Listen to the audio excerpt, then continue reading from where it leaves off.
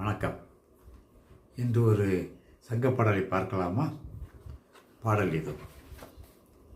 உள்ளார் கொல்லோ தோழி கிள்ளை வளைவாய்க் கொண்ட வேப்ப ஒன்படம் புதுநான் உழைப்பான் முதிமான் வள்ளுகிர் புலங்கல ஒருகாய் சேர்க்கும் நிலங்கரி கள்ளியங் காடிரந்தோரே.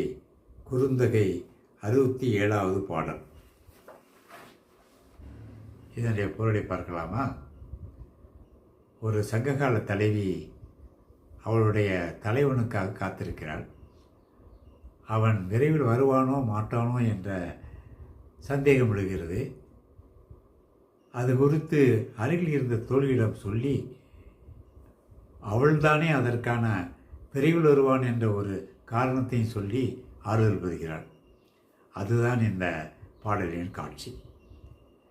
சென்ற முறை தலைவன் வளர்ந்திருந்த பொழுது இவள் தங்க காசுகளை ஒரு தங்க நூலிலே கோர்த்து 2 விரல்களுக்கிடையே அந்த பொற்காசை வைத்து கொண்டு தங்க நானே அது வழியாக கொடுத்து தங்க காசு மாலை கட்டிக்கொண்டிருக்கிறாள்.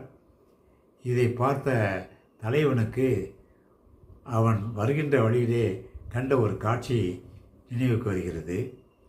ஒரு பச்சைக்கிளி தனது சிவந்த அலகுகளுக்கிடையே ஒரு வேப்பம்பழத்தை கவ்விக்கொண்டு ஒரு கிளையில் அமர்ந்திருப்பதை பார்க்கிறான்.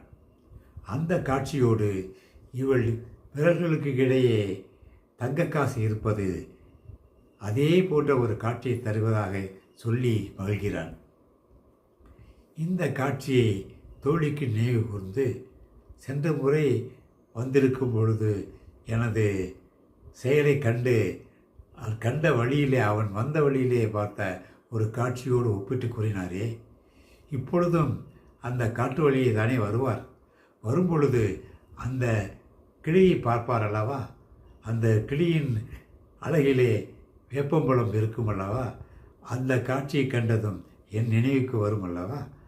நினைவுக்கு வந்ததும் உடனே வீடு நோக்கி விரைந்து வருவார் என்று அவள் தன்னைத்தானே ஆறுதல் சொல்லிக்கொண்டு தோழிக்கும் சொல்லி அதை மகிழ்ச்சியை தெரிவிக்கிறாள்.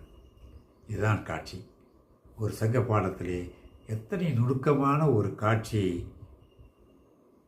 ஒரு காதலினுடைய செயலோடு ஒப்பிட்டு கூறும் ஒரு அற்புதமான ஒரு கற்பனை காட்சியை இந்த பாடல் தருகிறது. நன்றி, வணக்கம்.